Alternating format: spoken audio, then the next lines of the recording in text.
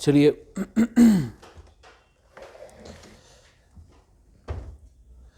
चलो we are planning on a seminar. मेरा student है एक, ही गॉट सिलेक्टेड 57 रैंक है उनको, तो वो बाहर से आ रहे हैं, मैंने इनवाइट किया उनको। सर अभी प्लान बना रहे हैं, सो वो आपको थोड़ा हेल्प करेगा समझने में यूपीएससी के बारे में।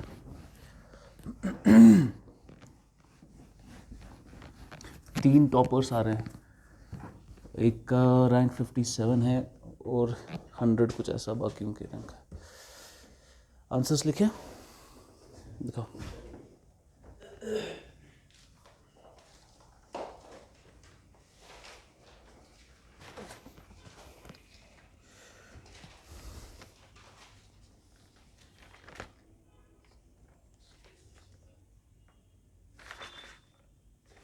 Very nice.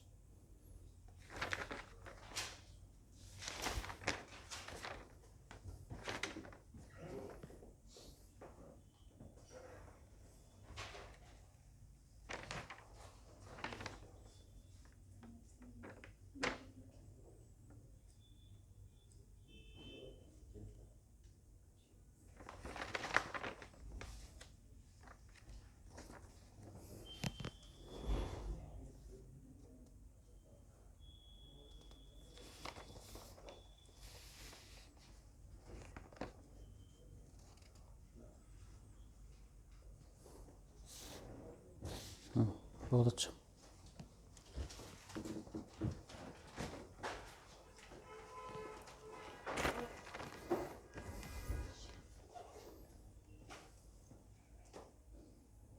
क्या क्या कंसल्ट किया आपने इसके लिए? नेट में क्या? और बस एक से एक काफ़ी हो गया।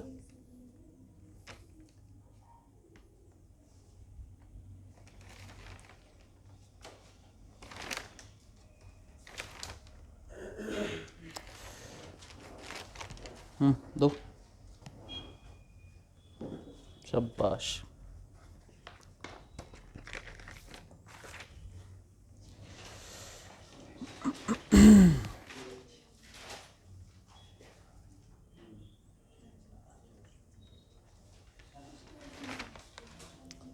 सबका लगभग एक ही आंसर है, कॉपी पेस्ट हर जगह।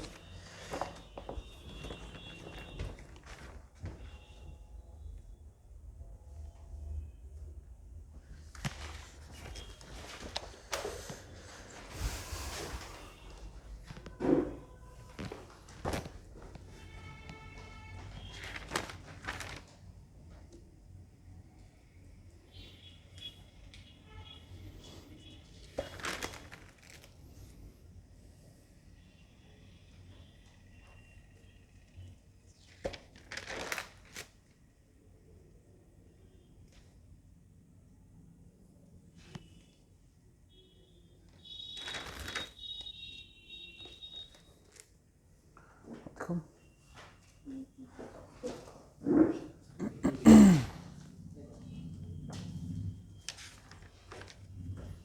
ये कॉपी चेंज करो।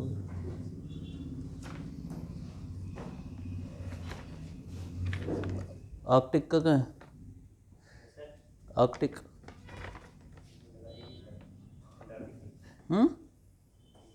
मैंने बोला था एक ही करना है। हाँ अच्छा अच्छा। देखो मेजॉरिटी बच्चों ने गलती की है, इसने आसम ने अच्छे से किया है। इधर देखो, आपको जब भी पढ़ना है ना, पहले तो बिल्कुल ऐसे ही ऐसे रूल्स होने चाहिए, तो जब आप पेपर लिखने जाएंगे वहाँ ऐसा ही पेपर होगा। हालांकि वो ऐसे नहीं होता, वो ऐसे होता है, ठीक है।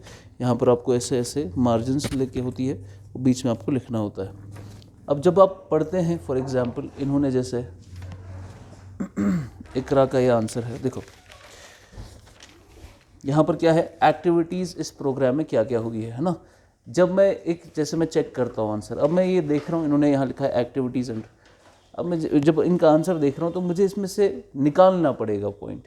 लाइक इसने अगर सपोज इसने उसको पता है कि मैंने पॉइंट नंबर 4 अच्छा लिखा है, तो तो ये क्या करती है, पॉइंट नंबर 4 के उस पॉइंट को अंडरलाइन करती है, अच्छे से बोल्ड में लिखती है, तो मेरी पहले ही नज़र उस पर पड़ जाती है। तो मैं 4 पॉइंट्स में पूरा पढ़ता भी नहीं, मुझे पहले ही पता चलता है इसने क्या क्या चीज़ें डाली हुई है। ठीक है, तो अंडरलाइनिंग इज़ वेरी इंपॉर्टेंट। किसी भी टॉपर के पेपर आप देखो, अंडरलाइन के बगैर वो आंसर नहीं लिखते। अब देखो इसके कंपैरिजन में आसिम ने यहाँ पर अंडरलाइन किया है किसी किसी पॉइंट को, 100% कंजम्पशन, बिलो 5% एक्सेस, अवेयरनेस, तो पहले ही पता चल जाता है इसने क्या क्या ऐड किया है इसमें।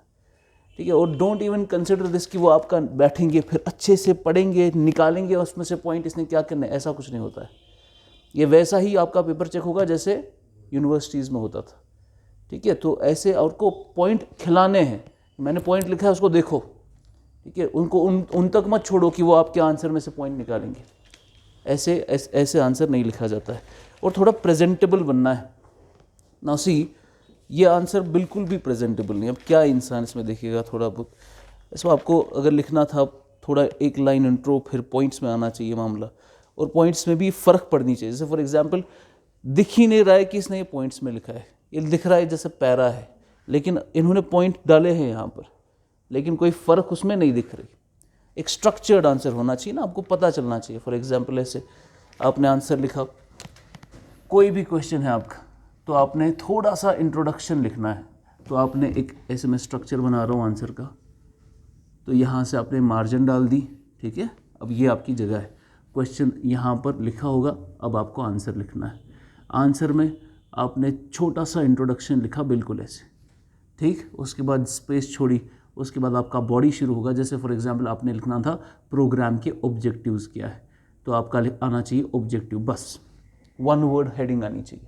उसके नीचे एक पॉइंट, दूसरा पॉइंट, तीसरा पॉइंट, चौथा पॉइंट, पांचवा पॉइंट, फिर क्रिटिसिज्म में अंडरलाइन करके 1 2 3 4, फिर कंक्लूजन में 1 और 2 लाइनें, बस ये है क्रिस्प आंसर आपका। और यहाँ से उसको सीधे ही पता चलेगा, इंट्रो है, कंक्लूजन है, ऑब्जेक्टिव है, क्रिटिसिज्म है, निकल गया आंसर आपका।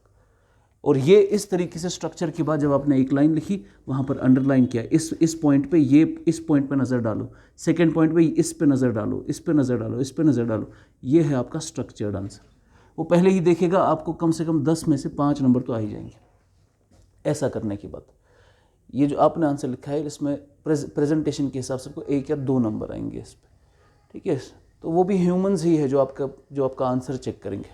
तो इंसान को अच्छा लगता है जब प्रेजेंटेबल हो चीज़, है ना। और हैंड राइटिंग अच्छी करनी है, आपकी हैंड राइटिंग ऐसी होनी चाहिए कि सिर्फ आपको नहीं बल्कि उसको भी समझ आए कि आपने क्या लिखा है। ठीक है, और ये बट नेचुरल है। चलो 1 मार्क से सही है, अच्छी हैंड राइटिंग से अच्छे मार्क्स आते हैं।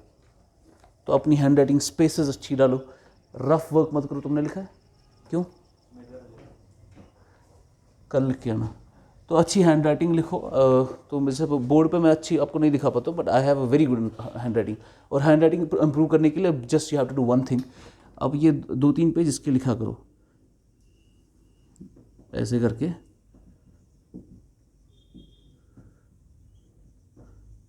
मिलाकर।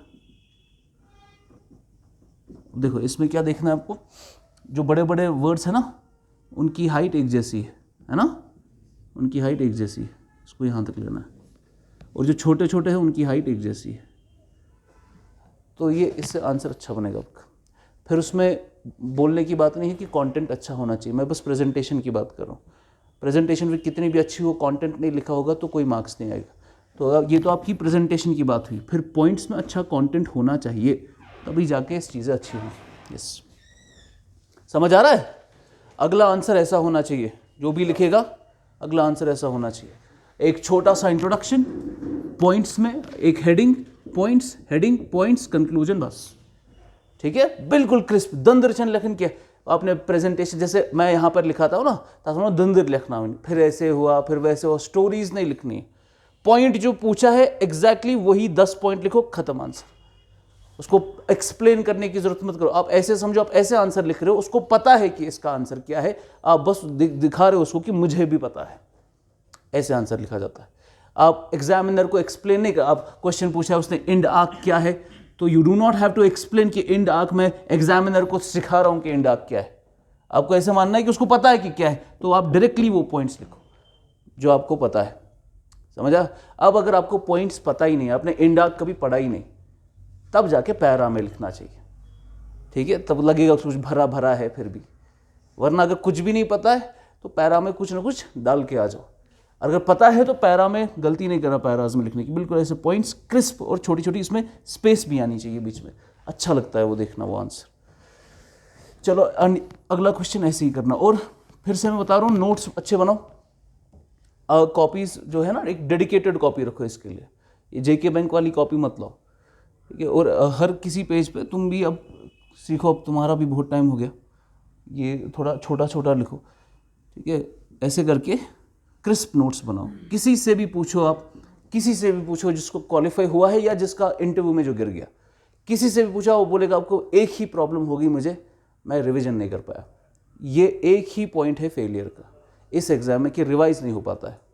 और रिवीजन क्यों नहीं हो पाता है? क्योंकि हमारे पास नोट्स अच्छे नहीं होते। अब देखो, इन्होंने पूरी कॉपी भरी है नोट्स से, अब आप इनके नोट्स देखो और मेरे नोट्स देखो। फॉर एग्जाम्पल, मैंने 4 पेजेस में जो आपको पढ़ा है वो 4 पेजेस में क्रिस्प है मेरा। आपने इन्हीं 4 पेजेस के 40 पेज लिखे हैं, बड़ा बड़ा करके 40 पेज लिख रहे। अब जब रिवाइज होगा, 4 पेज आसान करना रिवाइज है या 40 पेज?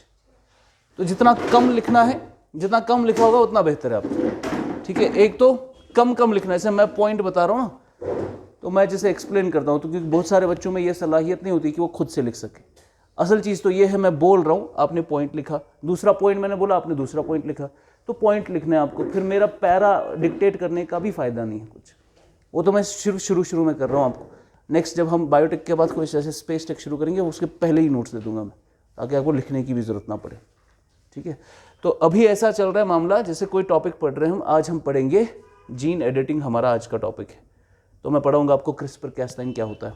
जैसे जैसे मैं पढ़ा रहा हूँ पॉइंट लिखते जाओ, ठीक है? और एक घर पे जाके पॉइंट लिखने और A4 शीट पे। कॉपीज़ में दिक्कत ये आती है कि कॉपीज़ में आप बीच में नया पेज ऐड नहीं कर पाएंगे। जैसे मैंने आपको ऑलरेडी पढ़ाया हुआ है ट्विंस के बारे में, या असिस्टेड रिप्रोडक्टिव टेक्नोलॉजी पढ़ी हुई है। अब उसमें एक बिल आई है, वो बिल अब इसमें कॉपी में बीच में नहीं डाल सकते आप। अगर पेजेस होंगे तो उसमें कोई भी पेज बीच में डाला जा सकता है, तो पेजेस एक बेटर चॉइस है। तो A4 शीट पेज लाओ, उसमें लिखो जितना भी मैं यहाँ पे पढ़ा रहा हूँ। घर पे जाके और सर्च करो और देखो कि कुछ वेबसाइट्स होते तो मिलता है, नया पेज ऐड करो, उस दोनों को लगा लो एक साथ, एक फाइल बना लो आप, ठीक है? सिलेबस में फाइल कैसे बनानी है? जैसे फॉर एग्जाम्पल आप मेंस का सिलेबस निकाल रहे हो ना, मेंस में कितने पेपर है? जीएस के 4 पेपर है ना, तो GS1, GS2, GS3 और GS4। यहाँ से जाके घर पे क्या काम करना है? A4 शीट लेना, यूपीएससी का सिलेबस निकालना मेंस का, GS1 का सिलेबस पहले पेज पे अपने हाथ से लिखना, GS2 का सिलेबस दूसरे पेज पे अपने हाथ से। ऐसे ही चारों GS का जो सिलेबस है वो फ्रंट पेज पे होना चाहिए। फिर आपकी एक ऐसी फाइल होनी चाहिए जो इकरा की है, उस पर लिखा होना चाहिए फाइल में ऊपर GS1, इस पे सिलेबस पहले ही यहाँ पे लिखा है पॉइंट्स में, और GS1 के जितने भी टॉपिक्स है वो GS1 की फाइल में डालने हैं। GS2 की सेकंड फाइल होगी, उसमें भी सिलेबस पहले डालना है, फिर GS2 के टॉपिक्स GS2 में।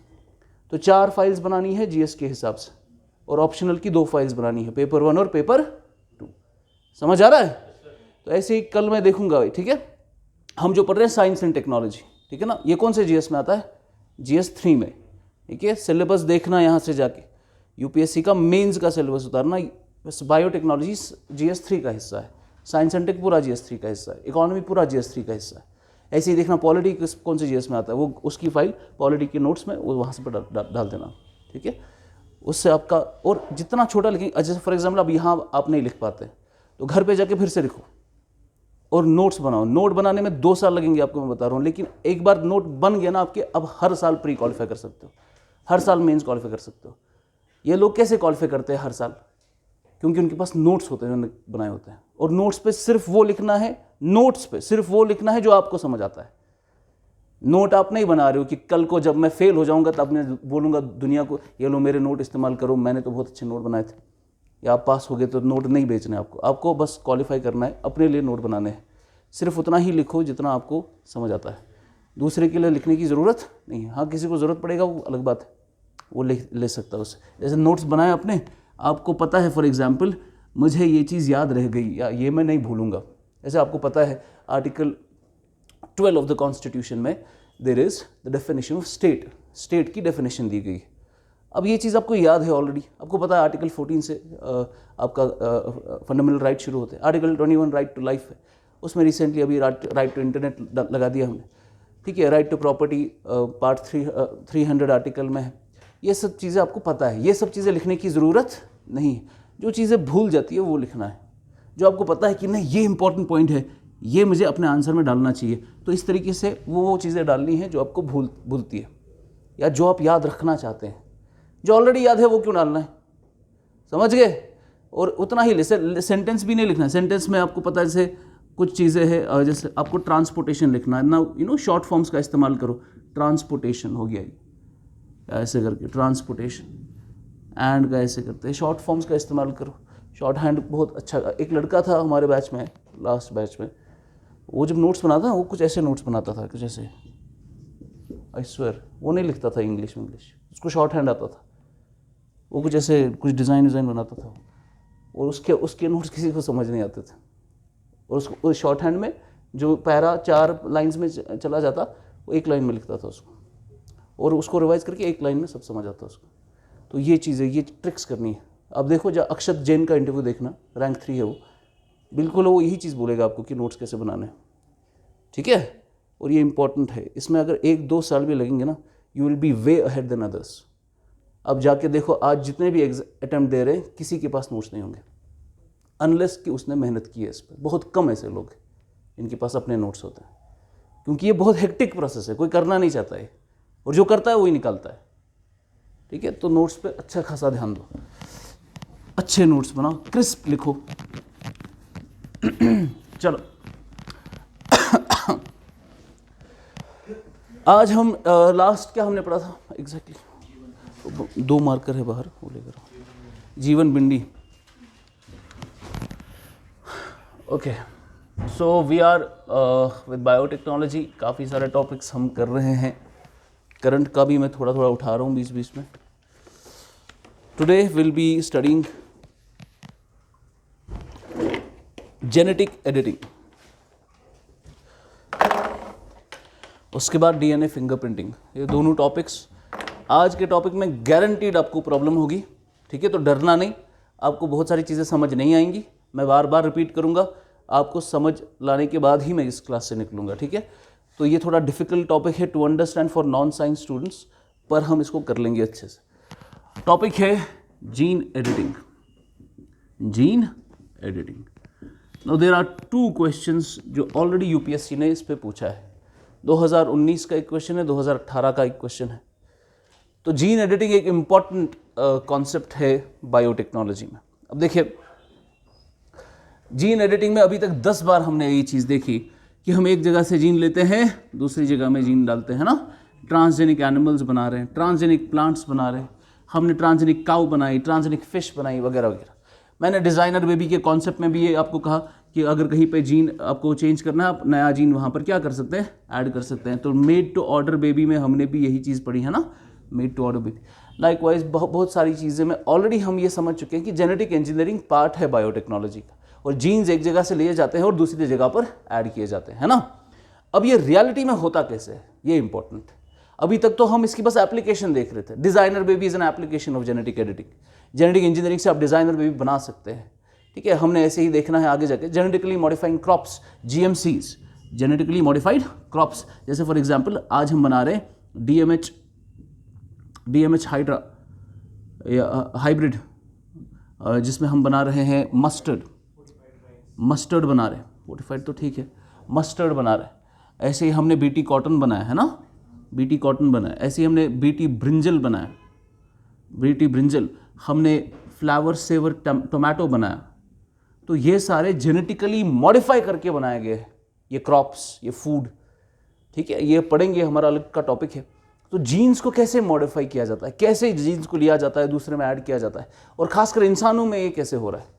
अब आप बोलेंगे अब ये इंपॉर्टेंट इतना क्यों है, और पिछले अगर 2 साल ऑलरेडी इस पे सवाल आया है, तो फिर हम इसको क्यों पढ़ रहे, क्योंकि इसमें हर बार नई रिसर्च होती है और नई नई चीज़ें आती है इसमें, ठीक है। तो फॉर एग्जाम्पल रिसेंटली एक जो ब्लाइंड इंडिविजुअल था, पैदाइशी अंधा था, उस पर जेनेटिक एडिटिंग टेक्नोलॉजी की मदद से हम उस पर रिसर्च हो रही है, और शायद आने वाले कुछ हफ्ते में उसकी रिपोर्ट आएगी कि उसको फिर से हम विजन दे रहे हैं, उसकी आंखों की रोशनी हम वापस ला रहे हैं by doing some genetic editing technologies. Likewise एक चाइना में एक साइंटिस्ट ने ह्यूमन एम्ब्रियोज पे उसको लगा था कि इन ह्यूमन एम्ब्रियोज के अंदर कुछ जेनेटिक डिफेक्ट है जिनकी वजह से लेटर ऑन उनमें बीमारी फैलेगी। तो उन्होंने उन ह्यूमन एम्ब्रियोज को, वो 2 ह्यूमन एम्ब्रियोज थे, ट्विंस थे, तो उसने दोनों में रिसर्च कराई और उसमें उन्होंने जेनेटिक एडिटिंग के तहत ह्यूमंस के जीन्स को एडिट किया। तब जाके ये 2 एम्ब्रियोज जब बाहर पैदा हुए, दो बेबीज जब बाहर आए, वो बिना उस जेनेटिक डिजीज़ के पैदा हुए।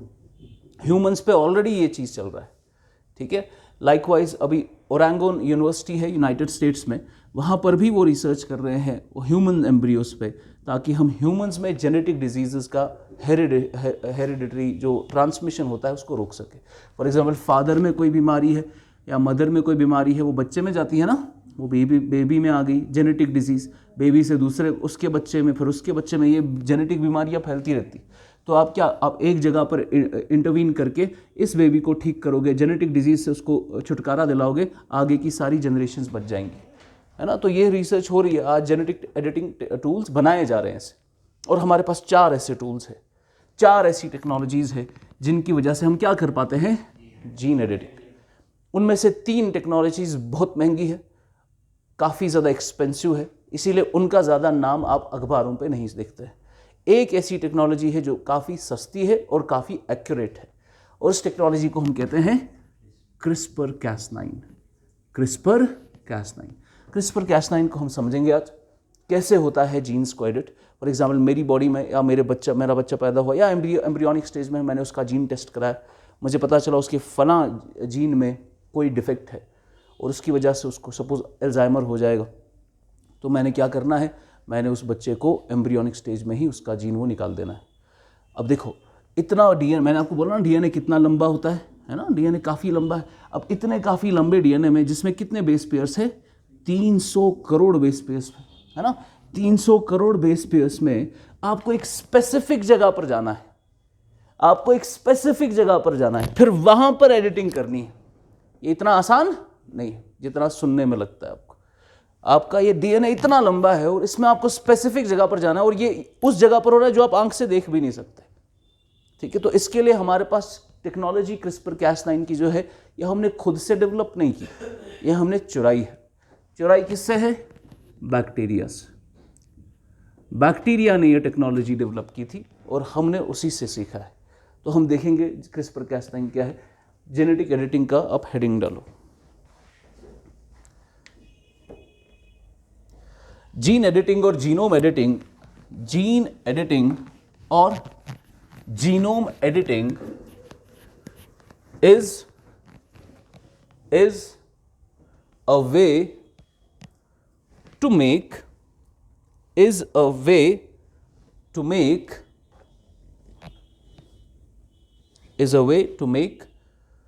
specific changes to the DNA. Specific changes to the DNA in a cell of an organism. In a cell of an organism.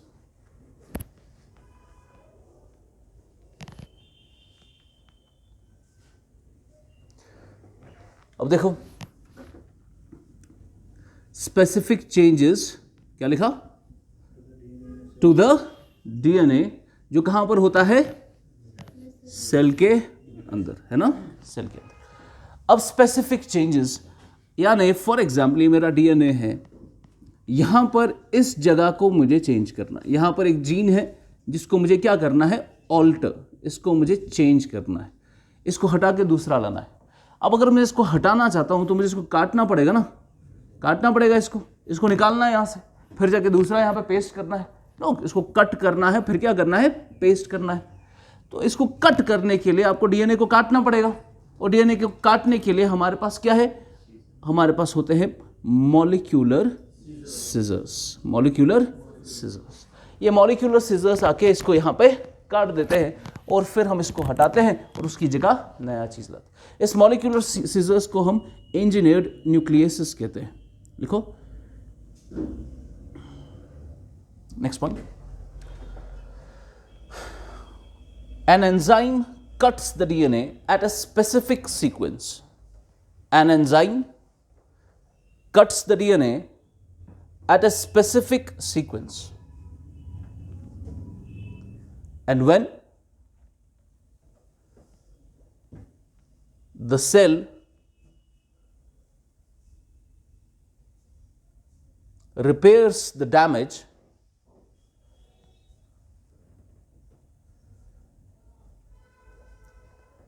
a change is made to the sequence. And when the cell repairs the damage, a change is made to the sequence. These enzymes which cut the DNA, these enzymes which cut the DNA are called engineered nucleases. Engineered nucleases or molecular scissors.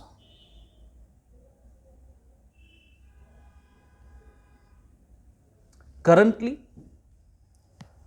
there are 4 families. याद रखना, currently there are 4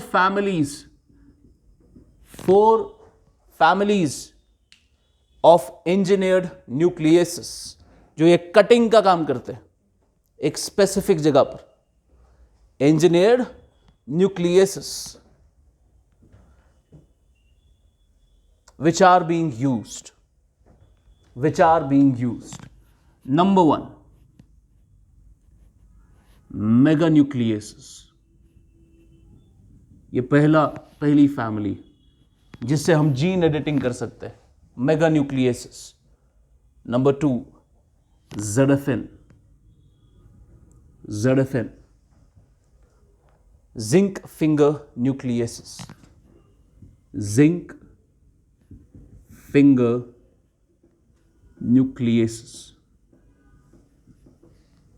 Number 3, TALEN,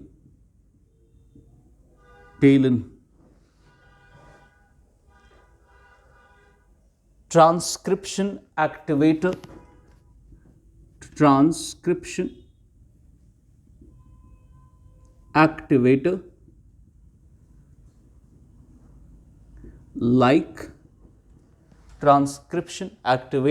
like effector based nucleases.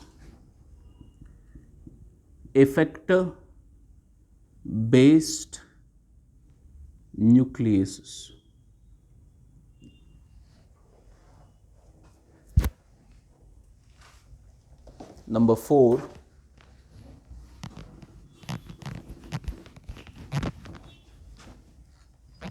चौथा कौन सा है? CRISPR-Cas9.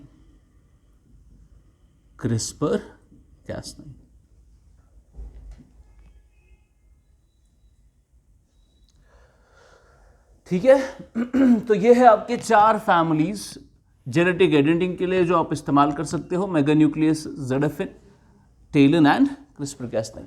आपको इनको अंदर जाके पढ़ने की ज़रूरत नहीं है, कोई सवाल नहीं आएगा वहाँ से. ठीक है, लास्ट में आपको सवाल कराऊंगा जब आप बोलेंगे कि ये कितना आसान सवाल, तो हम देखेंगे. यूपीएससी इतना अंदर जाके नहीं पूछेगा आपको एक जनरल नॉलेज होनी चाहिए कि कैसा मामला चल रहा है. अब क्योंकि ये 2 बार पूछा गया है तो इसको हम थोड़ा डिटेल में लेंगे. बाकी इतने ज़्यादा पॉपुलर नहीं है. जब भी आज जेनेटिक एडिटिंग की जाती है मेजॉरिटी ऑफ द टाइम्स क्या इस्तेमाल होता है? CRISPR-Cas9. ठीक है, अब हम यही थोड़ा स्टडी करते हैं. इसको आप इधर तक ही इसी हद तक रखिए. अगर कभी ऑप्शन में आया कि इनमें से कौन सी जेनेटिक एडिटिंग टेक्नोलॉजी है या टूल्स है या फैमिलीज है जिसको इस्तेमाल किया जा सकता है जीन एडिटिंग के लिए, तो मेगान्यूक्लियसेस भी है, ZFN भी है, TALEN भी है और CRISPR-Cas9 भी. ये एज एन ऑप्शन आपको आ सकता है. बाकी क्वेश्चन इस पर नहीं आएगा कि मुझे बताओ कि TALEN क्या है, उसमें क्या चीज़ें होती हैं. Nobody will ask you that. CRISPR-Cas9 सब हेडिंग. CRISPR-Cas9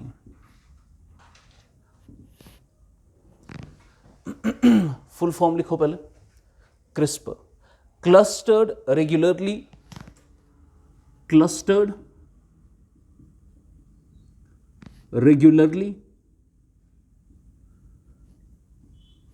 interspersed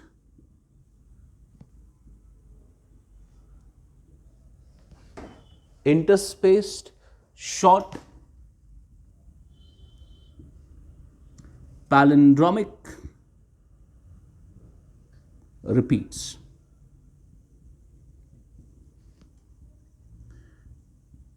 CAS का full form CRISPR associated. CAS का फुल फॉर्म क्रिस्पर एसोसिएटेड। साफ साफ लिखो, छोटा छोटा लिखो। क्या मच्छ उतारते हो? कच्छ, हाँ, पगंज। ठीक है, चलो अब देखिए ये टेक्नोलॉजी क्या है, समझ आ गया आपको किसके रिलेटेड है ये? जेनेटिक एडिटिंग के लिए, जीन एडिटिंग टेक्नोलॉजी है। समझते हैं क्या है ये असल में। देखिए आप ऐसे समझो, ये टेक्नोलॉजी हमने कहाँ से लाई? फॉर एग्जाम्पल हमारे पास एक बैक्टीरिया है और बैक्टीरिया को हमेशा ऐसे, हमें यहाँ पर या किसी को भी आपको पता होता है कि ये आपका कॉमन एनिमी है, ठीक है ना, और आपको पता है कि इसने हमेशा हमें नुकसान पहुँचा है। लाइकवाइज बैक्टीरियाज का एक कॉमन एनिमी है, इनको हम कहते हैं बैक्टीरियोफेजेस। क्या कहते हैं? ये नहीं मिलेगा इसलिए ये साथ साथ लिखो, ये एक्सप्लेनेशन में डाल सकता है। तो ये बैक्टीरियाज का क्या है? कॉमन एनिमी है बैक्टीरियोफेजेस। ये है कुछ नहीं, वायरस ही होता है। और सदियों से बैक्टीरियोफेज बैक्टीरियोस को मारता रहता है। ये इनके अंदर जाके इनको अंदर से ही खत्म करता है। तो बैक्टीरियोफेज एक तरीके का मानो ये वायरस है, ये वायरस आता है और बैठ जाता है बैक्टीरिया के ऊपर, ठीक है। और इनकी शक्ल भी ऐसी होती है, इनका एक हेड होता है और ऐसे उनकी मानो टांगे टाइप की होती है। ये अपने हेड में, इनके हेड में, इस वायरस के हेड में, ये बैक्टीरिया आपका, इस वायरस के हेड में इस वायरस का खुद का जेनेटिक मटीरियल होता है। क्या होता है? ये किसका जेनेटिक मटीरियल है? किसका? बैक्टीरियोफेज का, जो क्या है असल में? वायरस। जैसे ही इसके ऊपर बैठ जाता है, बैक्टीरिया की बॉडी के ऊपर, ये अपने सर में से ये अपना जेनेटिक मटीरियल किसके अंदर डाल देता है? बैक्टीरिया के अंदर। उसके अंदर अपना जेनेटिक मटीरियल डाल देता है। अब वायरस का जेनेटिक मटीरियल किसके अंदर चला गया?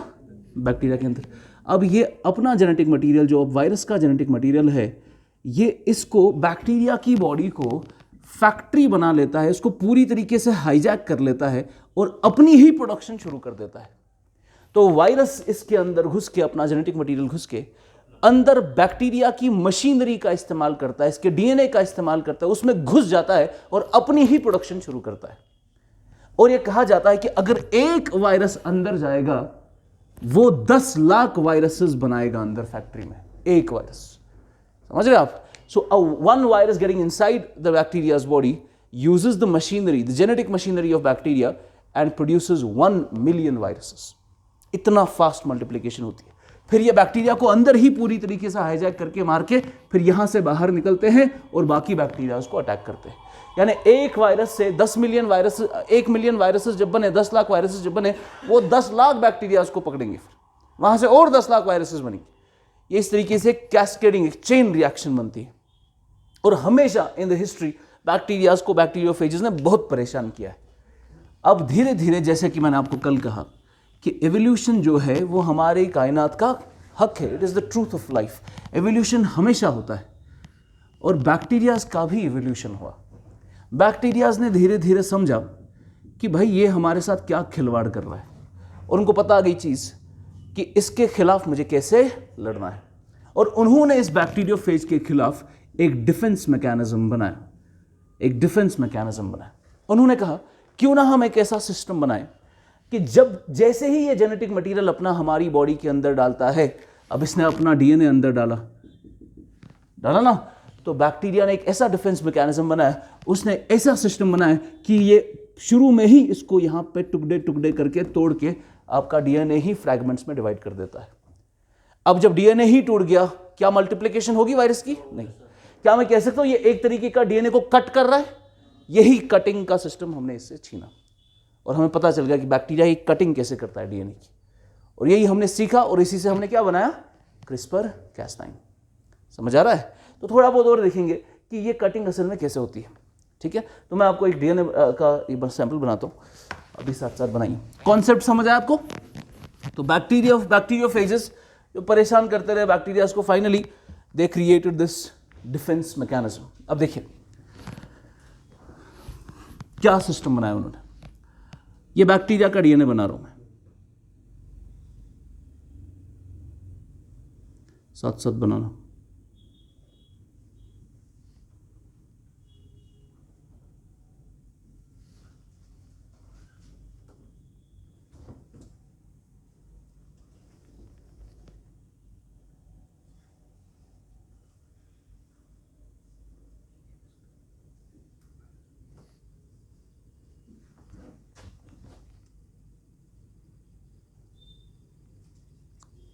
ये मैं डीएनए बना रहा हूं, ठीक है। अब डीएनए पे सवाल आए तो ये ऐसा डब्बे नहीं बनाना, ये मैं सिर्फ इसलिए बना रहा हूं बिकॉज ये अलग अलग चीज़ है, इसीलिए मैं अलग अलग शेप्स का इस्तेमाल कर रहा हूँ। समझ आ रहा है? ये अलग चीज़ है, ये अलग चीज़ है, ये अलग चीज़ है, दैट इज़ वाई।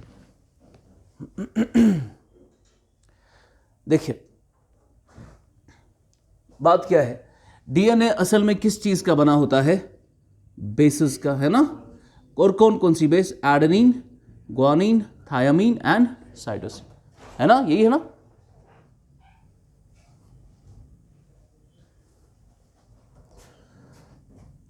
करो करो।